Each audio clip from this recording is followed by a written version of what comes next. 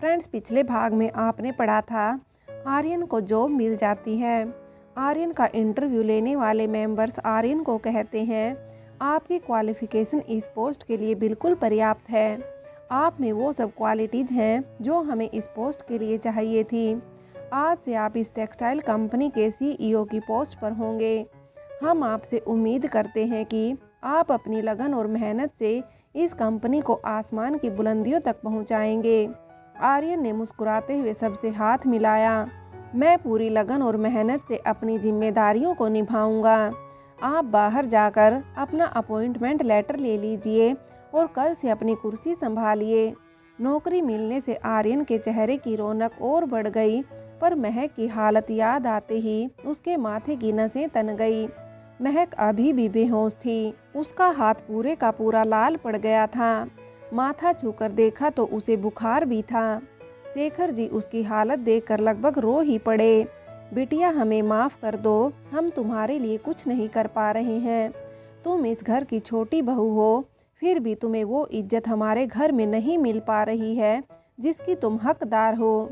शिवम की मौत की जिम्मेदार तुम नहीं हो, ये बात हम सुशीला को समझा कर थक गए हैं, पर वो अपने बेटे का वियोग बर्दाश्त नहीं कर पा रही है। तुम पर दुखों का पहाड़ टूट गया है और हम चुपचाप सब कुछ देख रहे हैं। हम चाहते हैं तुम यहाँ से चली जाओ, कहीं बहुत दूर जहाँ तुम सुख से रह पाओ। हम तो चाहते हैं हम तुम्हारा पुनर्विवाह कर दें। अभी तुम्हारी उम्र रोने धोने की नहीं है, हंसने बोलने खेलने की है, पर तुम्हारे लिए ऐसा लड़का चाहिए जो तुम्हें खुश रख सके। शेखर जी महक की हालत देखकर अब फूट फूट कर रो पड़े। वो वहाँ से उठकर जाने लगे तो एक बार पीछे मुड़कर महक को देखने लगे, जो अब भी बेहोश थी। अब हम तुम्हें यहाँ नहीं रहने देंगे। हम तुम्हारा पुनर्विवाह करवाएंगे, फिर चाहे हमें सुशीला के सामने ही क्यों ना खड़ा होना पड़े। हम अब तुम्हें और रोते हुए नहीं देख सकते हैं। हम अब कुछ करते हैं तुम्हारे वास्ते। तुम खुद के लिए तो कभी आवाज़ नहीं उठाओगी और तुम यूं ही सारी उम्र दुख झेलती रहोगी। शेखर जी बड़बड़ाते हुए महक के कमरे से बाहर निकल आए। रात का आधा पहर बीत गया, पर सुशीला जी ने शेखर जी को महक के कमरे में उसे देखने के लिए नहीं जाने दिया। तकरीबन रात के 1:30-2 बजे शेखर जी ने देखा सुशीला गहरी नींद में सो रही है। वो चुपके से उठे और दबे पांव अपने कमरे के किवाड़ खोलकर वो कमरे से बाहर आ गए। कमरे के किवाड़ को धीरे से बंद कर दिया। शेखर जी महक के कमरे की तरफ चले गए। जैसे ही महक के कमरे के पास गए, देखा महक के कमरे का दरवाज़ा खुला था। वो थोड़ा सा और आगे बढ़े तो उन्होंने महक के कमरे में बाहर से जो देखा, उसे देखकर वो उल्टे पांव वापस लौट आए। अपने कमरे में आकर अपने पलंग पर लेट गए और गहरी नींद में सो गए। चेहरे पर निश्चित भाव दिखाई दे रहे थे, क्यों पता नहीं। शेखर जी घर से सुबह निकलते और देर रात घर लौटते। इस बीच महक का हाथ ठीक नहीं था, पर फिर भी वो घर की पूरी जिम्मेदारी अपने कंधों पर लिए काम कर रही थी। आर्यन अब महक के सामने नहीं जाता था, क्योंकि वो नहीं चाहता था उसकी वजह से महक के बारे में कोई बुरा भला कहे।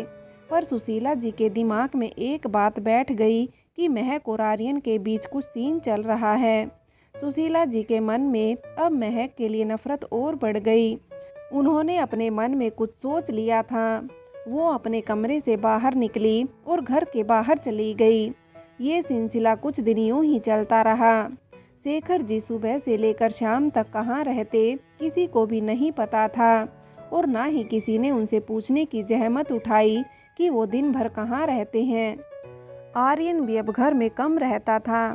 अगर घर में रहता तो उसे चुप बैठा नहीं जाता जब महक के साथ अन्याय होता देखता। वो महक के लिए सुशीला जी के सामने खड़ा हो जाता। महक भी अपने काम में लगी रहती थी, पर इस बीच सुशीला जी ने महक को कुछ भी उल्टा सीधा नहीं कहा। कुछ दिन बाद सुशीला जी आज बहुत खुश लग रही थी। अरे भाभी, हमने हमारे आर्यन की शादी के लिए एक लड़की ढूंढ ली है। मुस्कुराते हुए सुशीला देवी अपनी भाभी से कहने लगी। आर्यन की मां मंजू देवी, सच कह रही हो जीजी, हमारे आर्यन के ब्याह के लिए लड़की ढूंढ ली है आपने? हाँ भाभी, हमारे पड़ोस में रहती है शुभा, इकलौती बेटी है उनकी रजनी। दान दहेज भी खूब मिलेगा रजनी के घर से। कल को पूरी जायदाद रुपया पैसा सब हमारे आर्यन का ही तो होगा। जी तो देर किस बात की, तुम ये रिश्ता पक्का कर दो हमारी तरफ से। अब हम भी बहू के हाथों का बना खाना चाहते हैं। भाभी चिंता मत करो, हमने सब कुछ तय कर दिया।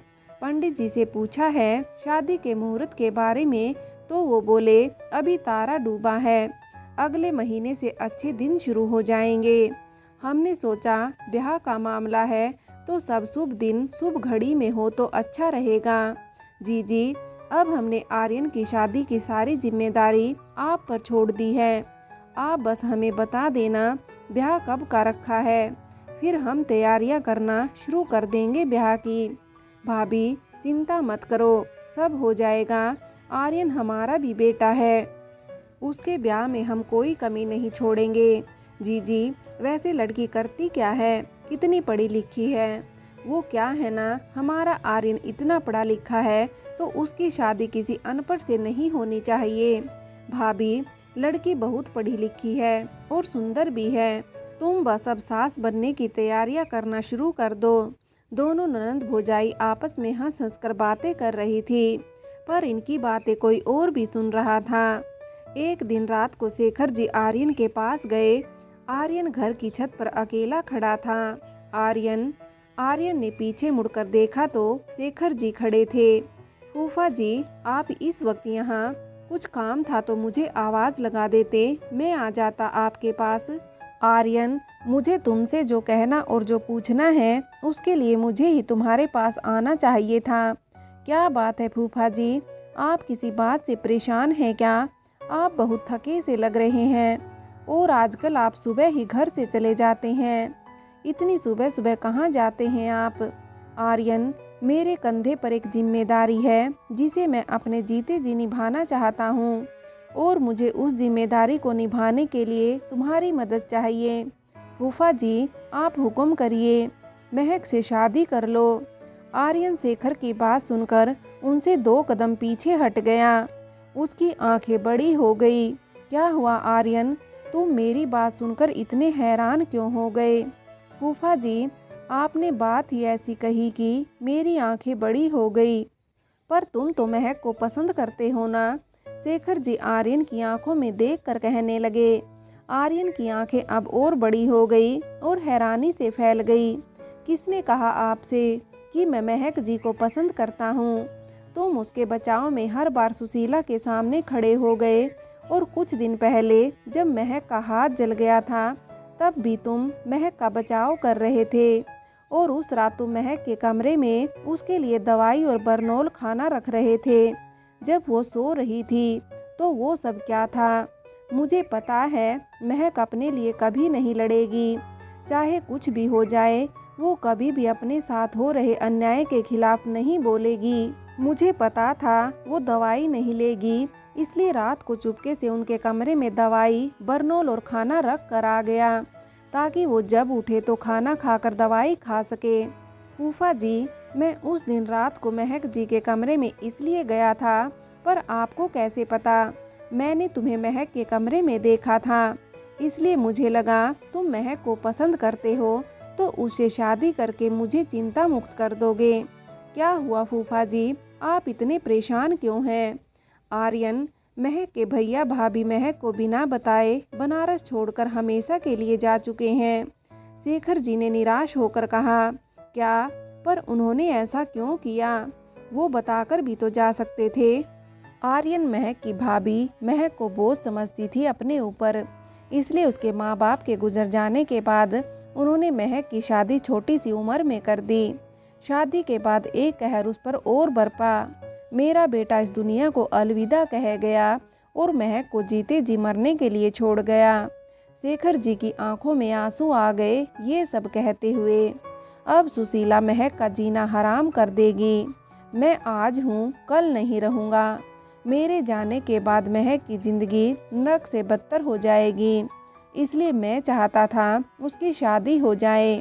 आर्यन तुम महक को पसंद नहीं करते हो क्या? वो अच्छी नहीं है? फूफा जी, महक जी में कोई कमी नहीं है। मेरे शादी के लिए हाँ करने से कुछ अच्छा नहीं होगा। इसके लिए पहले महक से बात करनी पड़ेगी और मैं जहाँ तक महक जी को समझा हूँ वो शादी के लिए कभी हाँ नहीं कहेगी। आर्यन, तुम राजी हो शादी के लिए, ये बताओ पहले।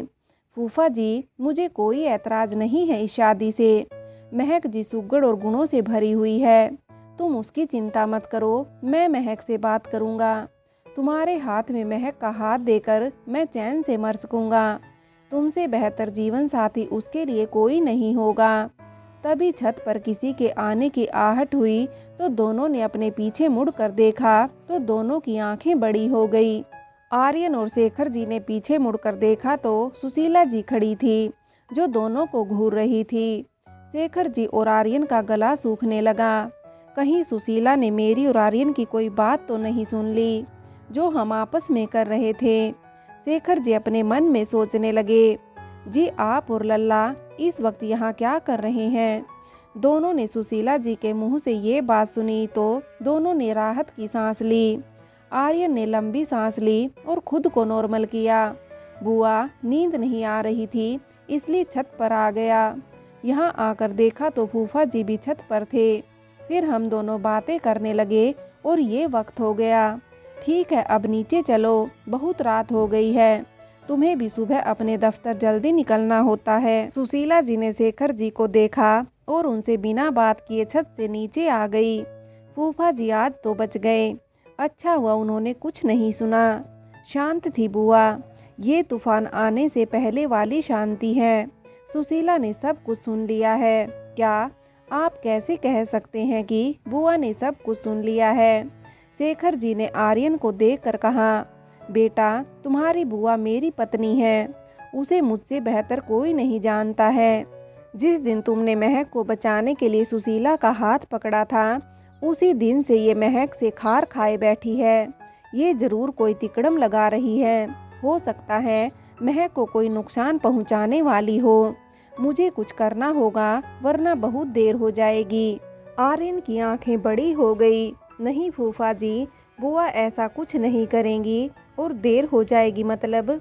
आर्यन, मुझे लंग्स कैंसर है। शेखर जी ने आर्यन के सामने बहुत बड़ी बात का खुलासा किया था आज। फूफा जी, ये क्या कह रहे हैं आप। आर्यन की तो आंखें फटी की फटी रह गई। उसे तो शेखर जी की कही बात पर अब भी विश्वास नहीं हुआ था। फूफा जी, आपने ये बात घर पर आज तक किसी को नहीं बताई। शेखर जी फीकी सी हंसी हंसे।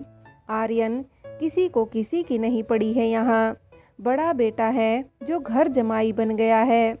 जब से शादी हुई है उसकी, उसने पीछे मुड़कर नहीं देखा। पर शिवम की जब डेथ हुई थी तो आ गया था। उसके बाद वो हमें भूल गया। फ्रेंड्स, आगे की कहानी के लिए कहानी का अगला भाग देखें।